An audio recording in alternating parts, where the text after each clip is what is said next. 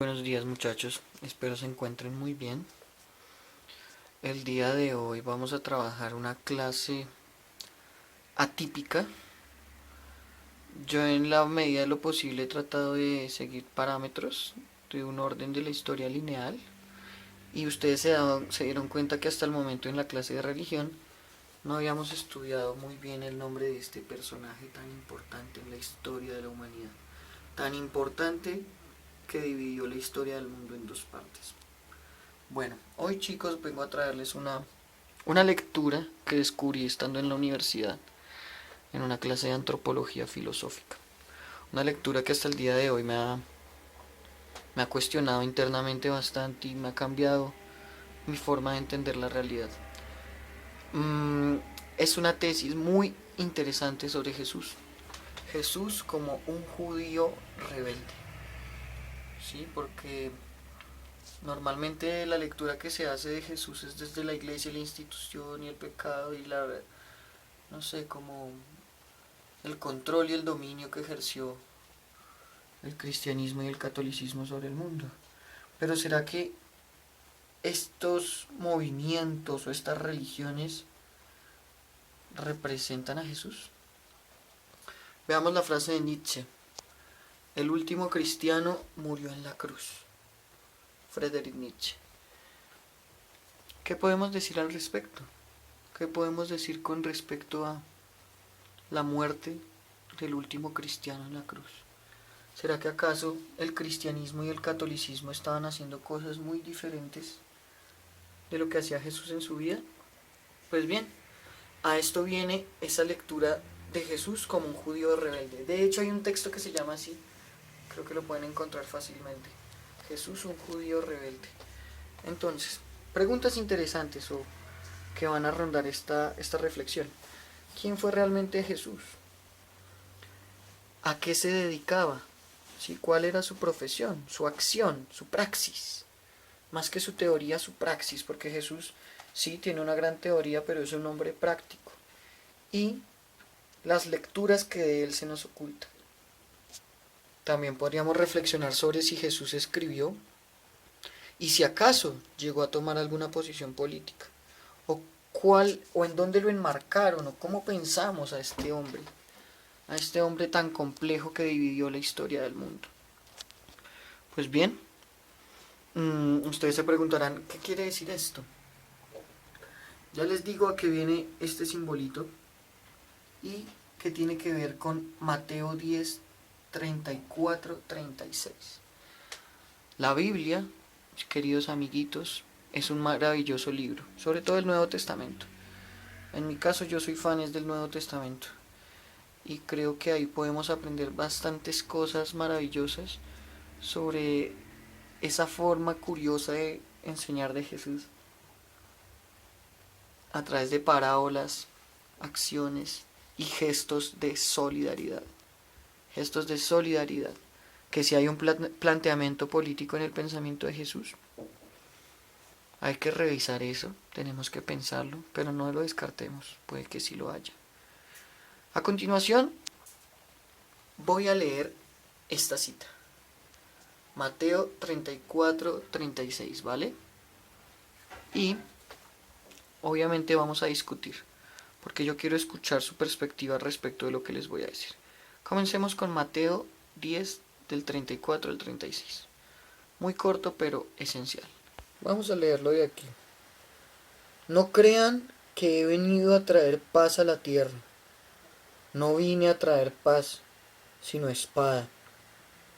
Porque he venido a poner en conflicto al hombre contra su padre, a la hija contra su madre, a la nuera contra su suegra.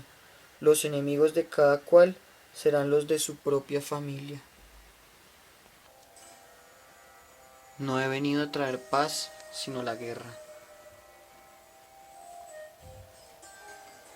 Mateo 10, 34, 36. En algunas otras traducciones sale espada, como les mostré ahorita, pero en otras sale la palabra guerra. ¿Qué piensan ustedes al respecto? Volvamos a leer un momento Continuación de la cita. Porque he venido a poner en conflicto al hombre contra su padre y a la hija contra su madre y a la nuera contra su suegra. Y los enemigos de cada cual serán los de su propia familia.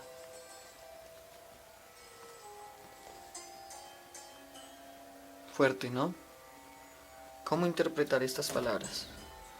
No he venido a traer paz sino la guerra. Bueno, les voy a decir lo que yo pienso al respecto. Jesús ha venido a traer la espada y la guerra sobre la tierra porque nos va a transformar estos conceptos: familia, Estado, poder y religión. La familia ya no solo serán los de mi propia casa. El reto es la humanidad. No puedo considerar familia solo a los que viven conmigo. Esto ya es un ataque duro al concepto de familia patriarcal y dominante que siempre estuvo en la cultura occidental. Ahora, el concepto de Estado y el concepto de poder. Con respecto al tema del Estado, ahora lo importante no es ser opulento ni estar con el César, que el César representaba el Estado del Imperio Romano, sino con los débiles, los pobres. Cambia el poder, la idea de honores y riquezas. Esto sí es muy filosófico, por la idea de la humildad, de la sencillez. Y el concepto de religión del Antiguo Testamento, basado en la ley del talión, porque recordemos que la Torá judía también aplicaba el mismo régimen de ojo por ojo, diente por diente y de castigo, va a ser reemplazado por el amor. ¿Sí? El amor y el perdón, sobre todo, que es algo que ni siquiera existía en la filosofía griega. Por estas razones va a traer conflictos, porque estos conceptos se van a desarmar ante sus acciones, su presencia y su palabra. Vamos a leer con atención el siguiente párrafo de un texto llamado Dios y el Estado, ¿listo? De Mijail Bakunin. Voy a tapar la cámara un momento. Igual voy a leerles, ¿listo? Pongan atención. Entonces, dice Bakunin.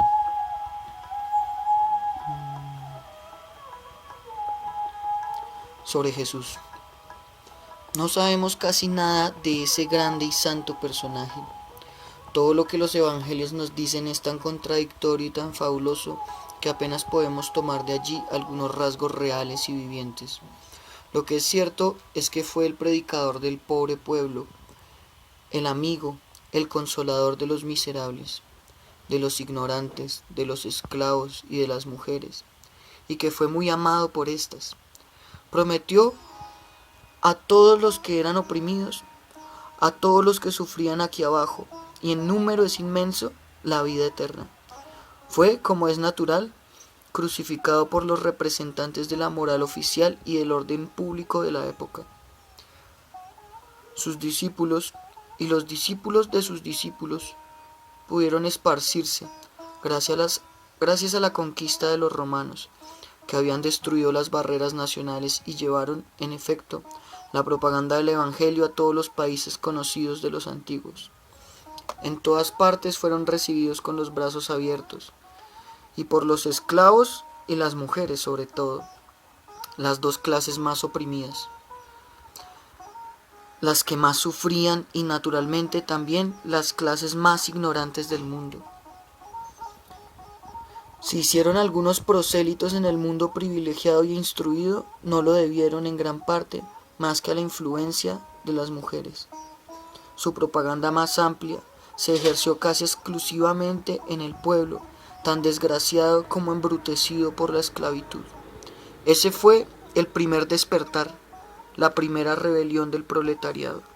El fragmento que les acabo de leer del libro Dios y el Estado de Bakunin, que fue escrito en el año 1882 en Francia, sostiene que con Jesús se dio el primer despertar del proletariado, el primer despertar de la clase obrera. ¿Por qué? Porque Jesús todo lo que hizo fue defender al pobre, defender al pueblo en contra de la religión y el estado oficial de su época. Por eso decimos que fue un judío rebelde. Por eso también la A. Algunos sabrán qué significa. Este hombre fue el que inició este movimiento. Y este movimiento afirma que el primero de sus representantes fue Jesucristo. Estamos en un contexto post-revolución post-revolución francesa, ¿sí? Todas estas ideas de la libertad vienen a pensarse después de la Revolución Francesa. Lo que me llama la atención es cómo un personaje puede ser tan mal interpretado durante tantos años de la historia y cuántas interpretaciones podemos dar que aún no conocemos.